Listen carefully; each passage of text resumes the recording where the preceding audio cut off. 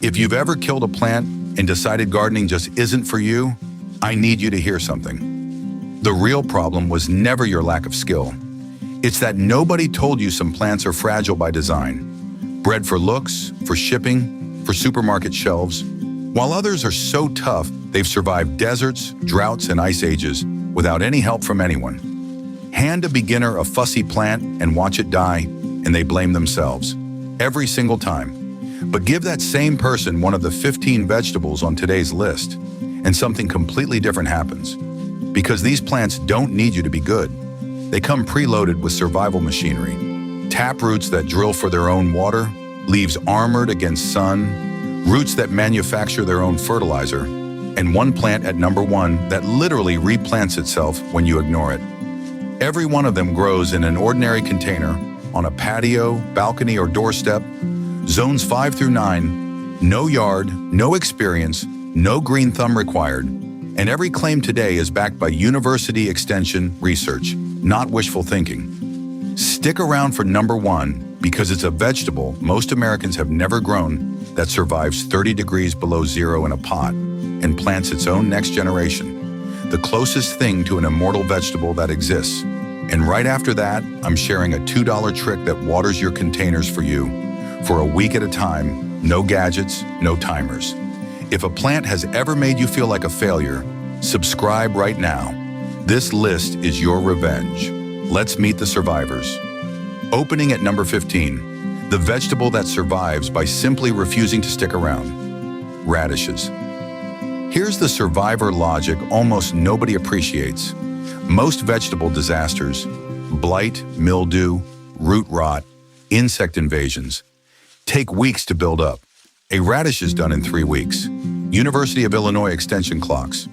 Common varieties at 21 to 30 days from seed to plate.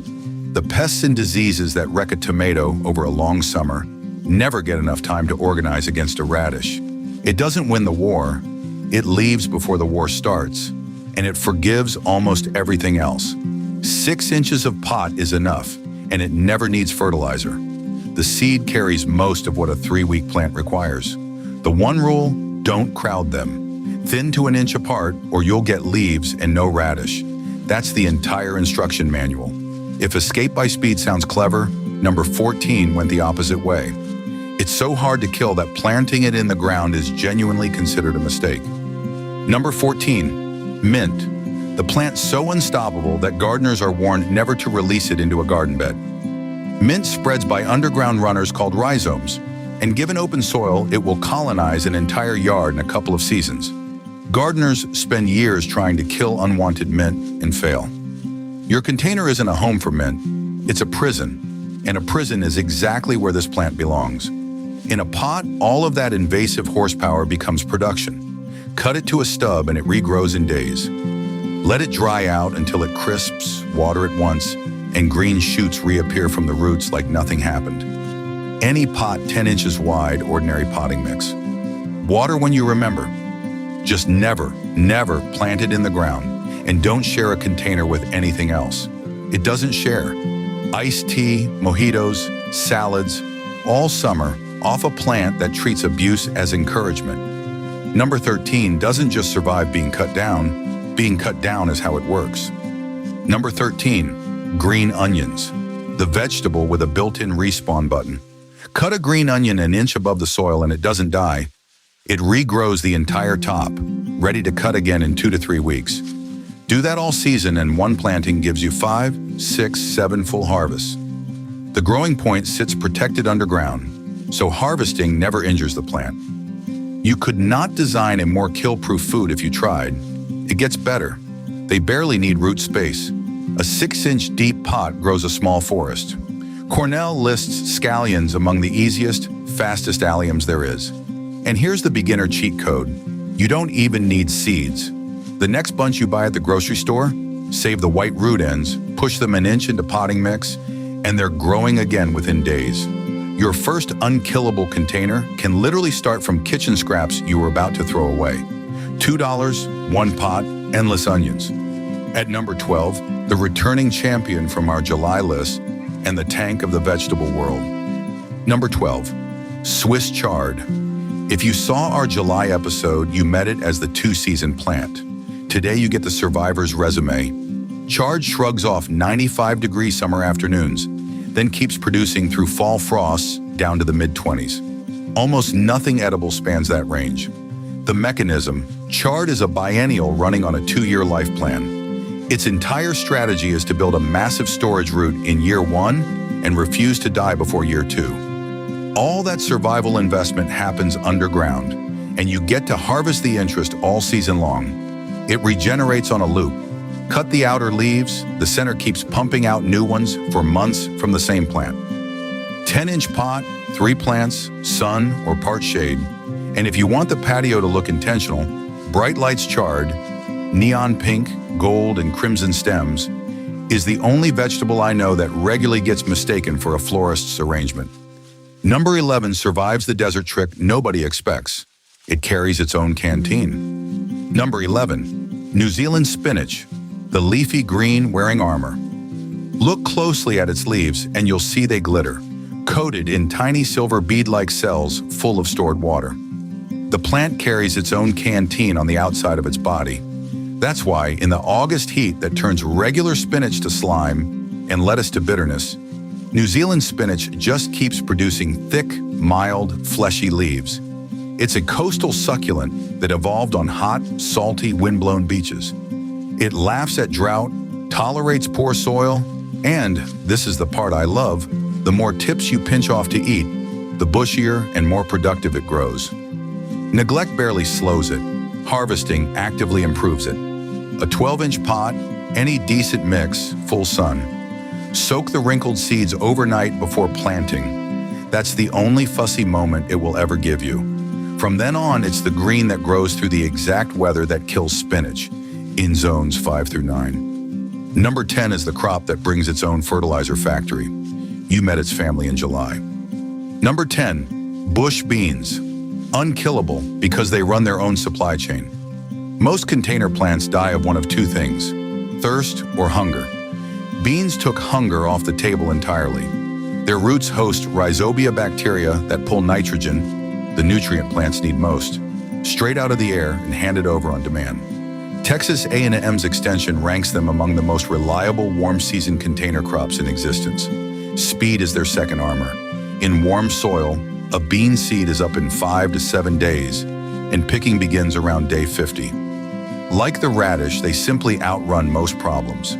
Bush types need no trellis and no pruning. 8-inch deep pot or grow bag, full sun, seeds an inch down, water when the top inch dries. The only way to sabotage them is kindness. Heavy fertilizer gives you a gorgeous leafy plant with no beans. Feed them nothing. They prefer it. Number 9 gets better the worse its life gets, and July taught you why. Number 9, hot peppers, the crop that converts suffering into flavor. You met this idea in episode 1. Capsaicin, the heat compound, increases when a pepper plant experiences high temperatures and mild drought stress. Now hear it as a survival story. Peppers descend from wild plants of hot, dry Central and South America. Heat waves, skipped waterings, blazing patios. That's not adversity to a pepper. That's home. The conditions that make beginners feel guilty are the exact conditions this plant is engineered for. In containers, that matters double. The number 1 beginner error is overwatering, and peppers are one of the few crops that actively reward you for underwatering. Forget them for a few days in August and they respond with hotter, more complex fruit. 3 to 5 gallon pot, full sun, transplants from any Home Depot or Lowe's garden section. Let the soil dry between drinks. Compact jalapenos, serranos, and Thai chilies fruit 6 to 8 weeks from transplant and keep setting until frost. Number 8 is a vine that treats a 100-degree patio like a running track. Number 8, Malabar spinach. July's great imposter, back with its survival papers. Quick recap for new viewers. It isn't spinach at all. It's a tropical climbing vine that doesn't hit its stride until the thermometer clears 85. But here's the unkillable part I didn't cover. Those thick, glossy leaves are mucilaginous. They store water in a gel, the same trick as aloe vera. Fierce sun, missed waterings, humid nights that mildew other greens. The vine powers through all of it, adding inches a week at the peak of summer, while producing more salad than a whole tray of lettuce ever could. No serious U.S. pests, no diseases worth naming, and the red stem variety is so ornamental that people grow it on porch trellises without realizing it's dinner. 12-inch pot, a tomato cage or strings to climb, full sun and heat, the one thing you can't fake. Below 50 degrees it sulks, but from June to September, it is the single most heat-proof leafy green a U.S. patio can hold. Before the top 7, 60 seconds on the myth that gets even tough plants killed, because drought-proof doesn't mean what most people think. Quick reality check, because this myth kills more unkillable plants than any pest. Drought-tolerant does not mean water-free. Drought tolerance is a forgiveness feature, not an immunity. In the ground, a tough plant's roots roam deep for reserves. In a pot, there is no deep. A container in July sun can lose its entire water supply in a single day. The toughest plant on Earth can't drink from an empty bucket. So yes, every plant on this list forgives missed waterings that would kill a lettuce 10 times over. But forgiveness has a limit, and the limit is the size of the pot. Water them when you remember, just don't test them on principle. While we're here, drop a comment with your USDA zone and the one plant you've killed the most. I read every comment every day, and the most confessed plant kill gets its own rescue episode. Now, the top 7, starting with the vegetable that drills its own well. Number 7, okra, the vegetable with desert engineering in its blood. Okra was domesticated in the hot zones of Africa, and it shows in the hardware. A taproot that drives straight down like a drill rig, reaching moisture other plants can't touch, plus sap loaded with mucilage. That famous okra slime is actually a water retention system. Texas A&M grows it through summers that kill tomatoes outright. On a scorching south-facing patio, the concrete oven where everything else has died, okra doesn't just survive, it gets prettier. It's a hibiscus relative, and every morning it opens cream and burgundy flowers that have no business being on a vegetable. Then each flower becomes a pod in about 4 days. 5-gallon container minimum, 1 plant, the hottest spot you own, and a dwarf variety like Baby Bubba bred for pots. 2 rules, don't move it. Taproots hate transplanting, so seed it straight into its final pot. And pick pods at 3 to 4 inches, because at 5 they turn woody. Miss the window and the plant still forgives you. Just pick and wait for the next flower. Number 6 hides its harvest underground where nothing can touch it, and feeds you twice on the way. Number 6, sweet potatoes, the crop that keeps its treasure in a vault. Consider a vegetable whose entire harvest forms underground, armored in soil, while the part above ground is a rambling, heat-proof tropical vine that grows faster than almost anything can eat it. Sweet potato vines shrug off 95-degree weeks. They're in the morning glory family from the tropics of Central America, and U.S. trials keep showing them thriving in exactly the summers that wreck everything else. Here's the double harvest secret most Americans have never heard. The leaves are edible, cooked like spinach, a staple across Asia and Africa, while the tubers fatten below. 1 grow bag, 2 crops, 0 drama. A 15-gallon fabric grow bag, loose mix, full sun, plant slips in early summer, and then commit gardening's hardest act. Leave it alone. Come late September, tip the bag over, no digging, no fork-stabbed tubers, and pour out dinner. In a pot, even the harvest is unkillable. Number 5 is the returning heavyweight that frost only makes stronger. Number 5, kale, July's frost alchemist, promoted to the survivor list for one more reason. You know the sugar trick from episode 1. Frost triggers kale to flood its leaves with sugars as natural antifreeze, turning fall kale sweet while August kale stays bitter. But the survival story goes further. Kale is one of the closest cultivated things to wild cabbage, a plant that grows on Atlantic sea cliffs, in salt spray, in wind, in cold, that would erase a tomato from existence. The University of Minnesota Extension confirms mature kale keeps standing into the low 20s, in a pot outside with 0 protection. Its waxy blue-green leaf coating sheds water, resists disease, and confuses pests. Its only real enemy, the cabbage worm, collapses as butterfly season ends in fall, which is exactly when kale hits peak flavor anyway. The calendar defends it. 10 to 12-inch pot, 3 plants, afternoon shade in high summer if you can. Harvest bottom leaves, leave the crown, and in zone 6 and warmer, the same plant serves salads until Christmas. Number 4 survived actual 100-degree research trials. You've met its resume before. Number 4, southern peas, black-eyed peas and their kin, the most scientifically documented survivor on this list. When Texas A&M researchers ran vegetables through 100-degree summer stretches, southern peas didn't just live. They kept setting pods while other crops shut down reproduction entirely to save themselves. It was domesticated in West Africa's dry belt, and it carries the full desert toolkit: deep roots, heat-proof flowers, and the same nitrogen factory bacteria as the beans at number 10. So hunger isn't on its list of fears either. In a container, it asks for exactly 2 things: sun and warmth. Water it modestly, feed it never. 60 to 70 days from seed, you're shelling fresh peas you essentially cannot buy at any grocery store. Creamy, nothing like the dried bags. 12-inch deep pot, seeds an inch down after your soil warms. The only way to kill it, and I've said this before because it's true, love it too hard. Overwatering and overfeeding are its only enemies. If your patio is the brutal one, full west sun, radiating concrete, this is the plant that finally wins there. The top 3 opens with the ancient survivor that spends 8 months ignoring you completely. Number 3, garlic, the vegetable that runs on pure autopilot.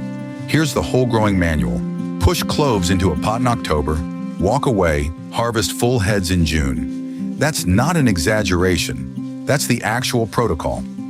Garlic wants to be forgotten. It needs the winter cold, a process called vernalization, to split into a proper head, so the freezing pot on your abandoned January patio isn't a risk. It's a requirement. In zones 5 through 9, it survives you not thinking about it for entire seasons, and it defends itself.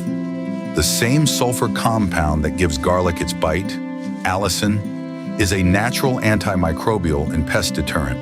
Aphids, fungal spores, even nibbling mammals mostly keep away. Gardeners literally plant garlic around other crops as a bodyguard. An 8-inch deep pot grows 6 to 8 heads, cloves pointy end up, 2 inches deep, 4 inches apart, hardneck varieties in cold zones. Bonus harvest for hardneck growers. In late spring, it sends up curly flower stalks called scapes. Snap them off, and you've got a gourmet stir-fry ingredient restaurants pay real money for, weeks before the heads are even ready. Number 2 is the Mediterranean shrub that considers poor, dry, rocky neglect a luxury lifestyle. Number 2, rosemary, the herb that dies from care and lives on abandonment. Rosemary evolved on the dry, rocky, sun-hammered hillsides of the Mediterranean coast, and its needle-shaped leaves are the tell. Minimal surface area, waxy coating, built to lose almost no water in punishing sun. This is a plant whose native soil is basically gravel. Put it in a terracotta pot in your sunniest spot, water it thoroughly but rarely, and it will live for years. A woody, fragrant shrub you harvest 12 months a year, even snapping sprigs off under snow and melter zones. Every dead rosemary has the same autopsy: drowned, overwatered, overfussed, overloved. Its unkillableness has a single condition: that you do less. For a beginner who's anxious about forgetting to water, rosemary isn't a risk. It's therapy. Terracotta specifically, the porous clay breathes and dries the root zone the way rosemary likes. A 12-inch pot, gritty, well-draining mix, full sun. In zones 7 and up, it can live outside year-round for a decade. Colder, bring the pot into a bright window for winter, and it keeps seasoning your roasts straight through January. One purchase, years of harvest. Almost nothing else in the garden offers that deal. And now, number 1, the vegetable that made immortal a fair description. Number 1, Egyptian walking onions, the vegetable that plants itself. Here's the trick that earns the crown. Instead of flowers, this perennial onion grows a cluster of small bulbs, bulbils at the top of each stalk. The stalk bends under their weight, touches down, and the bulbs root and grow. The plant literally walks across your container, one generation at a time, planting its own successors while you do nothing. Ignore it completely, and its answer is to multiply. Now the durability, walking onions are hardy to USDA Zone 3. That's around 30 below zero. The pot freezes solid on your patio in January. The onion does not care. It comes back every spring, on its own for years. Plant once, harvest for the rest of the time you live at that address.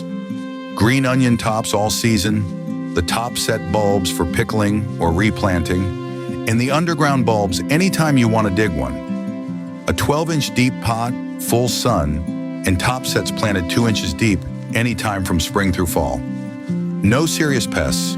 It's an allium, same self-defense chemistry as the garlic at number 3. It isn't in most garden centers, and that's the best part.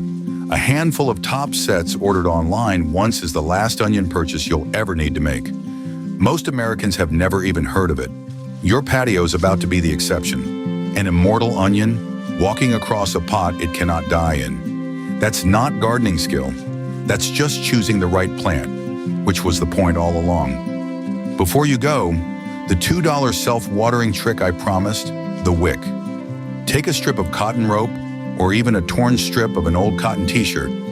Bury one end 3 or 4 inches deep in the pot's soil, and drop the other end into a jar or bucket of water sitting beside the pot. That's it. Capillary action, the same physics that moves water up a paper towel, pulls a slow, steady drip from the jar into the soil. A gallon jug can quietly water a 5-gallon pot for close to a week. Going on vacation? 1 bucket, 5 wicks, 5 pots, and even your non-unkillable plants survive the trip. $2 of rope, a week of watering, no electronics, no timers, nothing to break. The plants on today's list barely need you, and now the rest of your patio barely does either. So here's the move. Pick 3 survivors, 1 instant, like the green onions from kitchen scraps, 1 for the brutal spot, like okra or southern peas, and 1 forever plant, like the walking onion. And your container garden stops being a thing you can fail at. But before you buy a single new pot for any of them, we need to talk, because the pot aisle at every garden center is quietly engineered to sell you containers that hurt your plants. Wrong material, wrong color, wrong size, no drainage. Which trap is which and what to buy instead? That's the next video. If a fragile plant ever made you doubt yourself, subscribe and I'll see you there. Same patio, 2 days from now.